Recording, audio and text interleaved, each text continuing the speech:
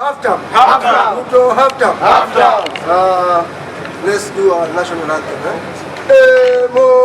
Mungu yetu ilete baraka kwetu, haki iwe ngao na mlinzi, na tukae na undugu, amani na uhuru, raha tupate na ustawi.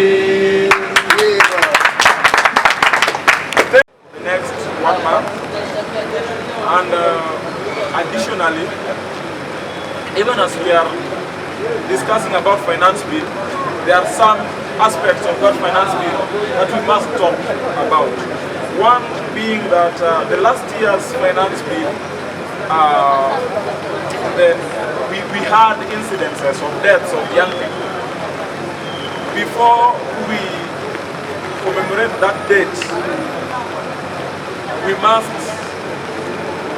ensure that those young people who lost their life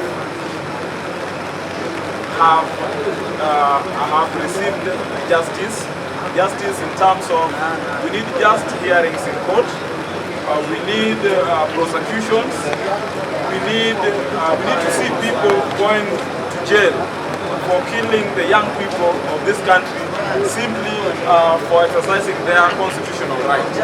So I will welcome Comrade Joshua also to weigh in on the matter today. Thank you.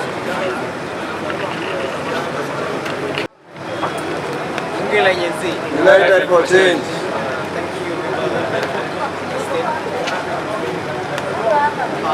I'll just go direct to order paper number 1. That's according to the topics that we are discussing today. And just to tell the members of the public that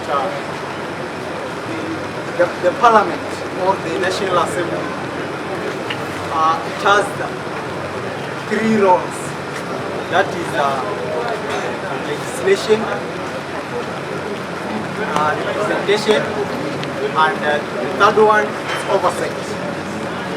And to dwell in oversight, we know that the National Assembly has mandate to oversight of the work that the executive is doing.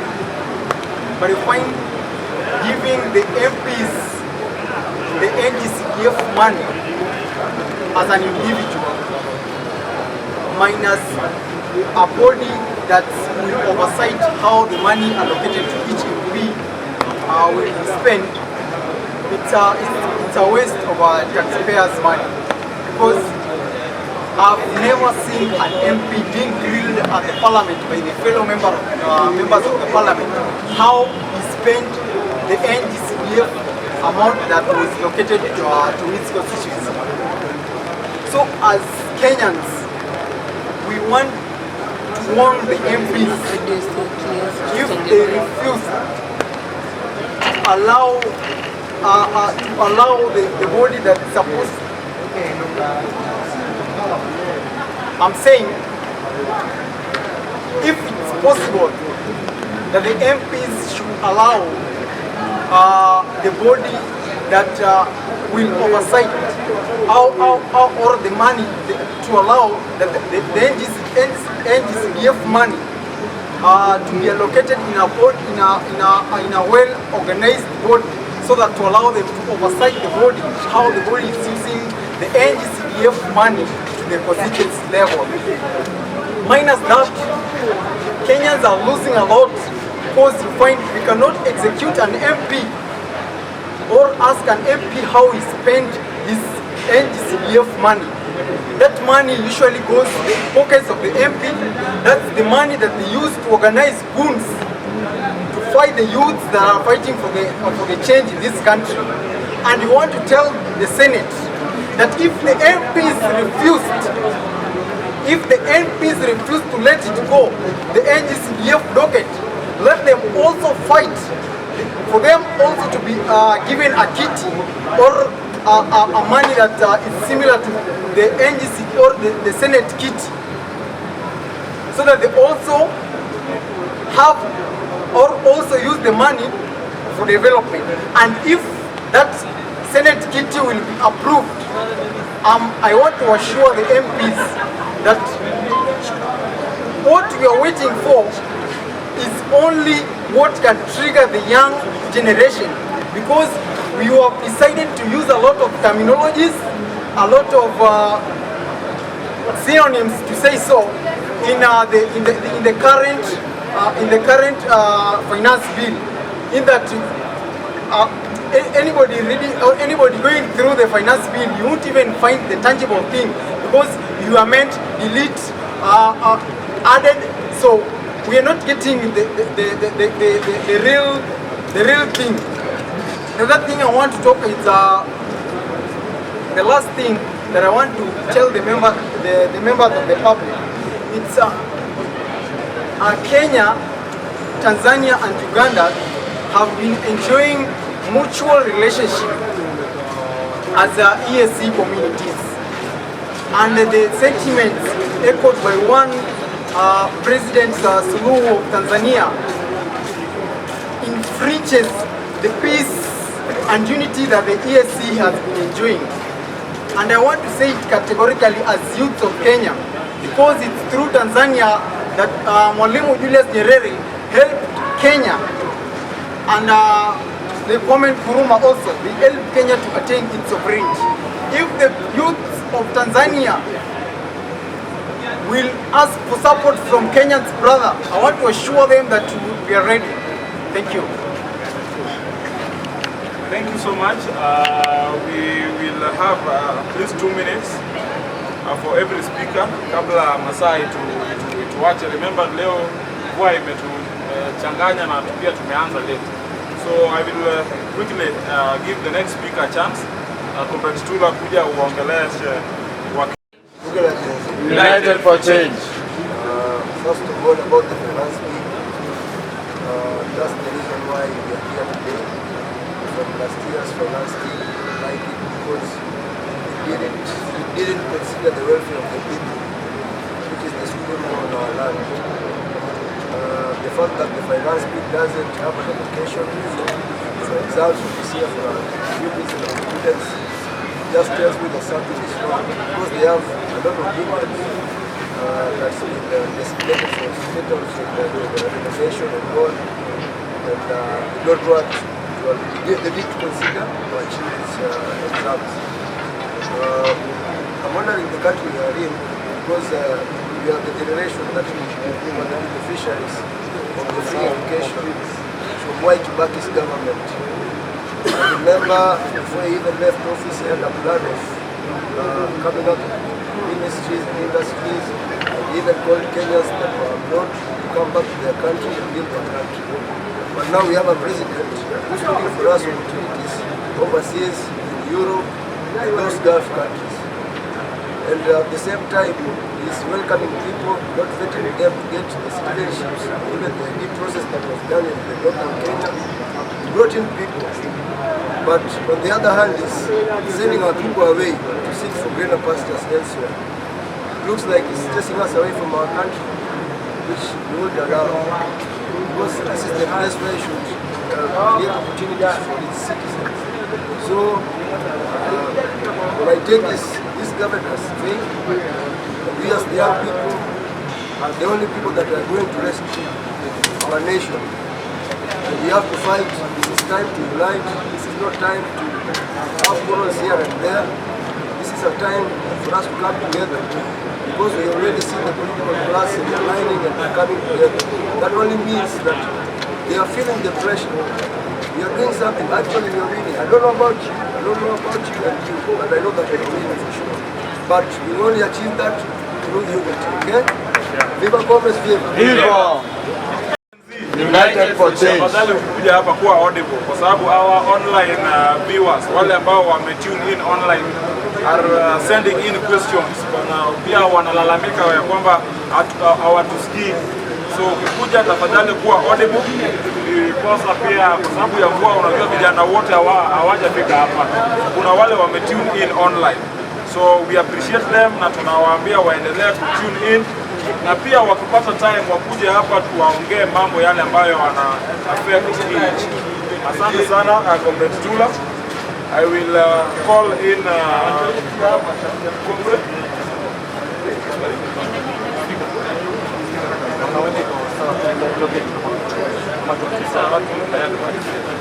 Tutaendelea tu hapa kwa sababu hatuwezi jua, kwa sababu masaa pia imeisha. So I was calling Comrade yeah, kuja. Salamu Red Power. Nangu naitwa Rafael. Mimi niko hapa kuongea about SGF, whatever it's called. My view, hiyo kitu ifai kuwa exist. I don't understand mbona tuna debate. Nani anapewa pesa, nani asipewe pesa? Who decides what and who doesn't? If at all we had a clear path of leadership, hii pesa yote can be dispersed directly from national government. Because kama hakuna haja tuende tuseme tunalipia watu school fees na kuna Ministry of Education ile iko na pesa itself for that. So in its sense, this is everybody trying to get a share of the loot. That is it. And to debate hapa, actually I don't want to create narrative for us to come here and start debating this thing. Why are we debating it? It shouldn't even exist. We should be asking the question, mbona tunahitaji hata hiyo? Because if these people really wanted impact, because if you're getting to leadership, you should be serving for impact. If you really wanted to serve, do it from one central place. Otherwise, mnasema tutakuwa another devolution ya tatu. Because this is the same thing. We have the first national government, second county government. Tunatafuta gani ingine? It doesn't make sense. So if at all we are supposed to be discussing something, we are supposed to be discussing how ourselves we can say, usilete pesa hapo, pelekeni into this thing. Education. It should be free. Why are we still discussing kitu? Healthcare, UHC, it doesn't exist. When you go down to the grassroots, the same people who are coming mbele kusema oh tunafanya hii are not really even thinking about those same people wale wanasikia kwa ground. As you, mimi nataka dig deep. There's narratives that we are not seeing. There are stories that we are not seeing kabisa. And all the way tunaangalia through these systems and how we perform. If you look at the events of everything that is happening in the country, inafaa kuambia either we are going on a good trajectory ama tunaenda kuangusha nchi. Hakuna mwananchi ataangusha nchi other than politicians. Tukianza kujiuliza hiyo swali, then tunangoja hadi 2027. I think we are waiting too much. Who are we waiting for? Kama sisi. Right? Who are we waiting for kama sisi? If I had more time, ningeongea about the systems that have been put in place to lead us to where we are right now. But my take is simple. History and CGF, whatever, itolewe. Asanteni. Thank you so much, Comrade. Comrade's power. Wow. Sione tukingoja hiyo one term. Mi nataka huyu mtu akuwe the first president yule ameenda half term. Nani anataka half term? We are hyped kukuwa na half term kwa hii. At least tukuwe na kumbukumbu ya kwamba kuna rais tulifukuza kwa sababu ya mambo yake mabaya na tukamfukuza na half term. Bunge la Genz. We cannot say that tunasoma budget. When that budget, the first thing inakuja kwa akili ya wale watu ambao wanaitengeneza ni kuweka pesa kujenga state house. 3 years in a row bado wanajenga state house.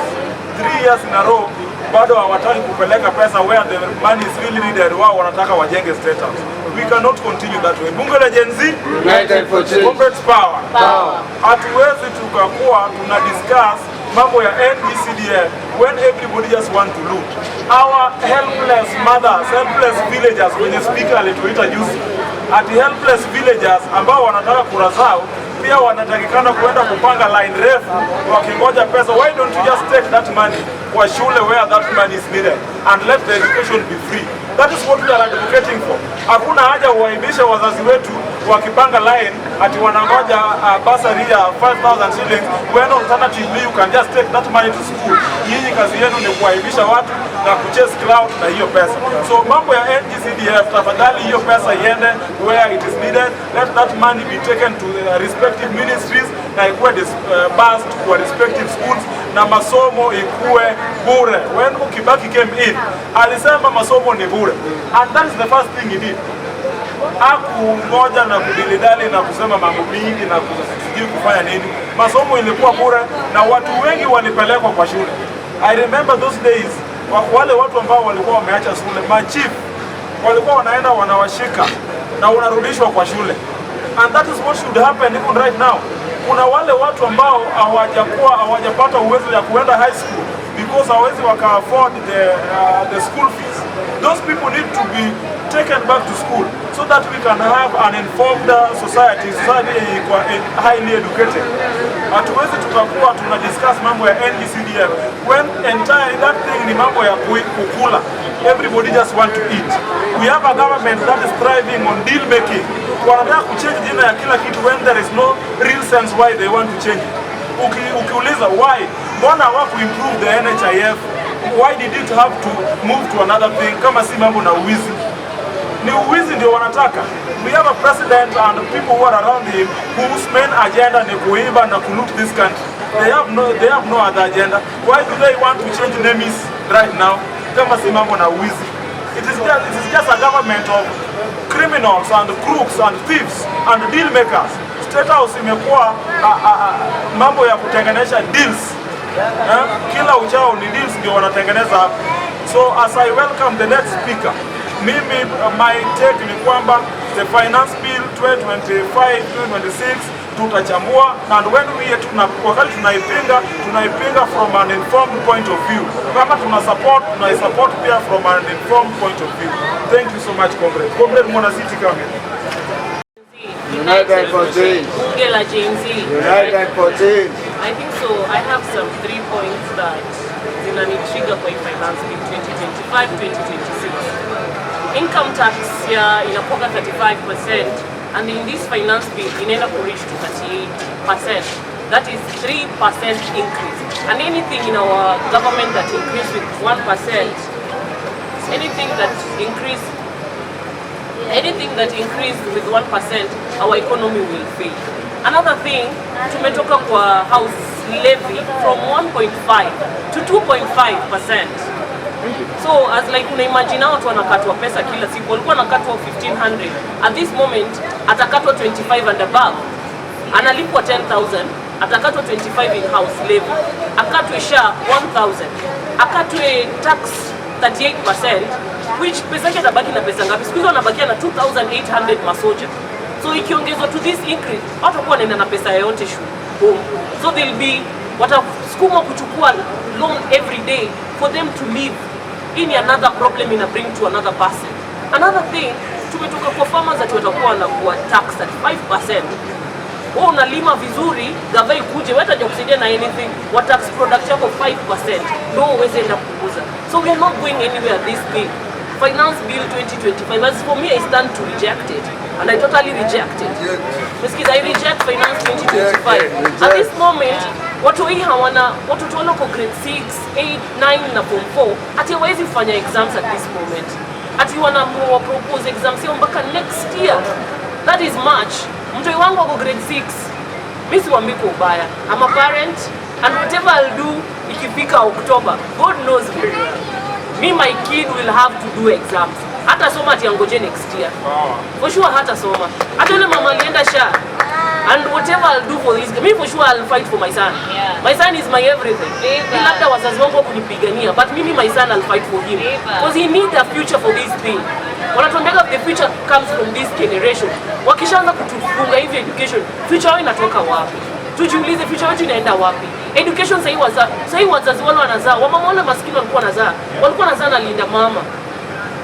At this moment, hawazai na anything. Mtu anaambiwa if kama unataka kudunga shindano ya BCG ile ya kujua wewe ni Kenya citizen, ulipe 15,000 ndio udungo hiyo shindano. Wababa wengine huko nje wanakuambia ati as Genz we are used. I was there talking to some old men. Wanatuambia ati vile kina Kasambwe na kina Murara wamenunuliwa. Hata sisi tuko kwa we under those things. We under Ruto things. Na mimi nimewambia, you believe what you believe, because me I'll not support Gachagua. One thing, if you want to put me insult in Gachagua, I'll not support it. The sympathy that he had, it is over with the sympathy of the Muhima people that they call themselves. As for me, I'm not. Wakaniambia ati wanataka Matiang'i.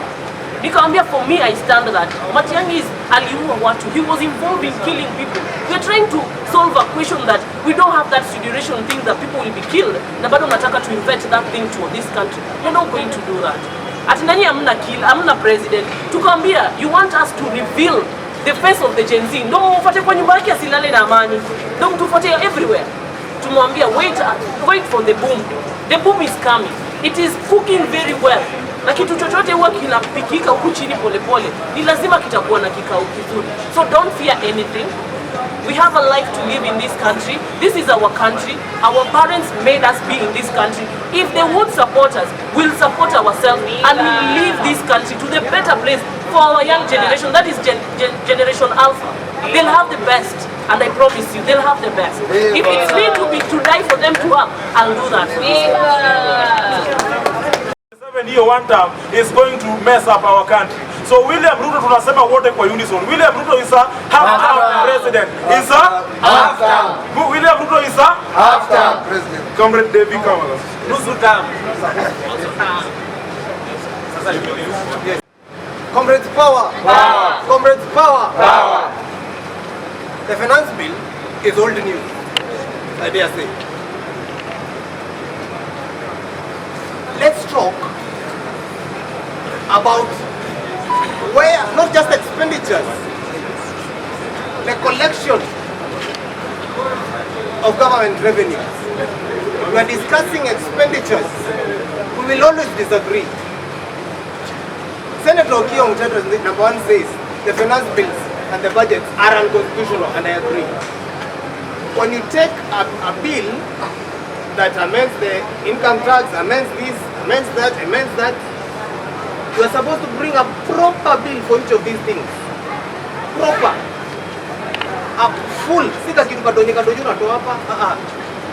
There is so much irregularity in the way we make our budget that it is, we need a complete overhaul. Because it's even unconstitutional. Most importantly, as I say, we are talking about this was allocated, this is there, this, and we are disagreeing. But where does the money come from? Not just taxes. Morara, I hate to agree with him on this, because I disagree with him on everything else. But he said, the things I'm showing you in Vampire Diaries is a peck. Because this I'm showing you expenditures. Revenue collection in the Wiziko. Revenue collection.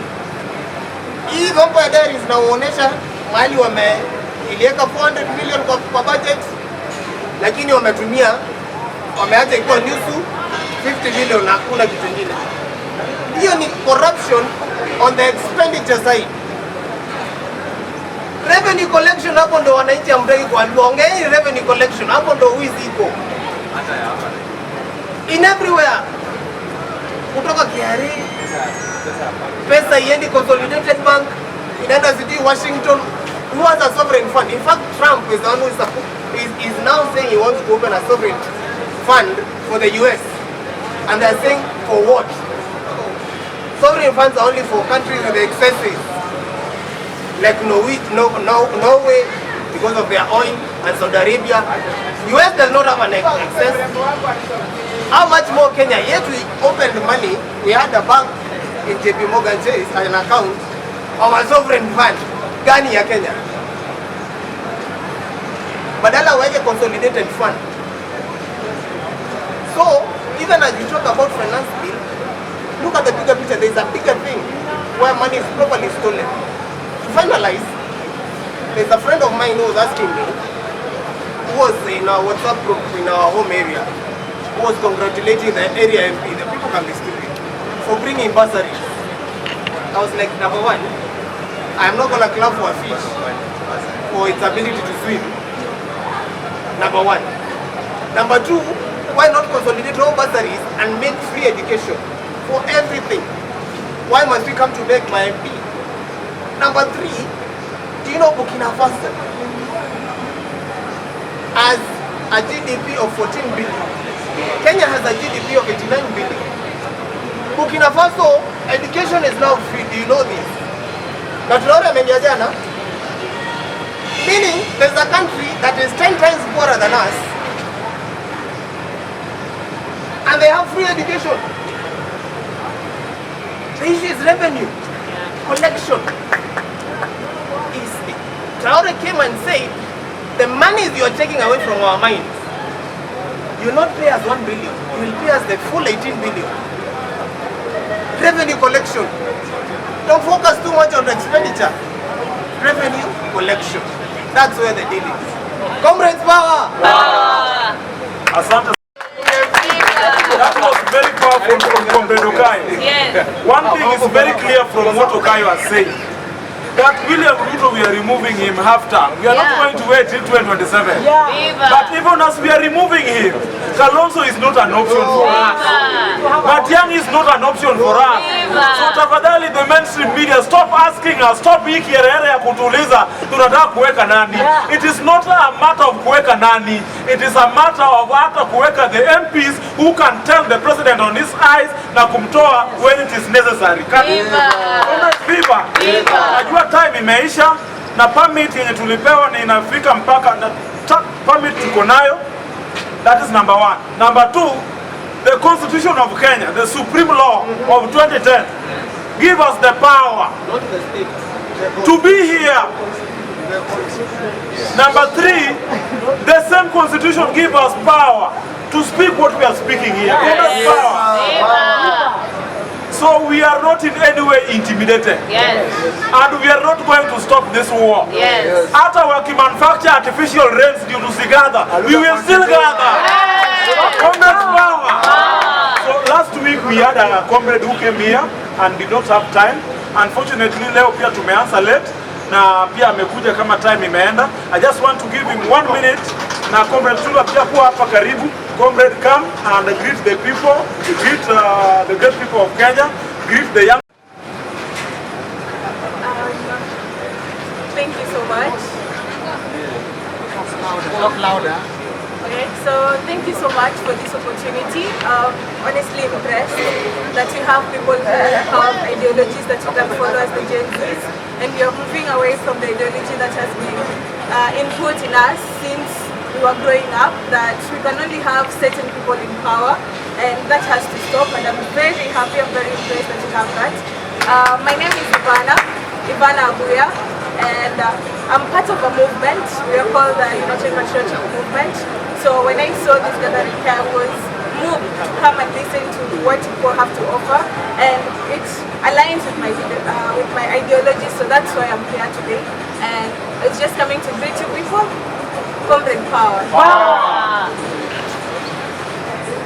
So much. My name is Americ Kijana. I know some of you have been interacting with that name without knowing the face behind it. I'm the founder and the National Secretary General of the United Patriotic Movement. We have been registered as a political party. If you remember the maandamano that was here about a year ago or a few months ago, the Genz maandamano, I was the only person invited here from the coast. I was here, we went to Parliament together. I was in Eldoret, I was in Kilifi, and I was in Mombasa. It's a face that people can remember. We have now put up a political party. We have an office here in town. Maybe next time we'll talk about where the office is. We'll be launching ourselves next week as we receive the certificates. I have worked a lot with the younger people. I was the youngest when we started working with Jaramogi Odinga when they founded Ford. I was actually 16 years old, just right from secondary school. And I've always been told that youth in viongozi wa kesho. Until today I've never been employed anywhere. I'm a graduate of Riara University, Jomo Kenyatta, Riara 2015. 2018, Jomo Kenyatta 2010 to 2014. I've never been employed anywhere. I've never been a kiongozi, and I was told kiongozi wa kesho. I'm now not a youth anymore. So if you follow that ideology, my friend, I'm telling you, you are inviting poverty in your region and poverty in your generation. So work very, very hard. The United Patriotic Movement will be sponsoring 1,000 plus younger people in the forthcoming national general election. We have the provisions for 1,000 plus, and not just like aspirants, but as candidates on the ballot. We are up to it, and we are equal to it. Thank you so much. Allow yourself to be lied to, that you are a leader of tomorrow. You are a leader of today. Comrades power. You are a leader of now, today, and we are going to charter our way forward and the leadership of this country. I have few announcements to make. Kindly, all of us who are here, make sure you invite your friends. This bunge is here every Thursday, here at Agakanwo, and we begin the bunge session exactly at 4:30. Only today tumekuwa na issues za manyunyu hapa na pale, lakini bunge inaanza saa 10:30. So invite your friends next time so that we can have enough time for all of us to air their issues and to all the young people to find a safe place where they can talk. Comrades power. Bunge la Genz. United for change. Comrades Tula, come and close with one stance out. Comrades power. Comrades power.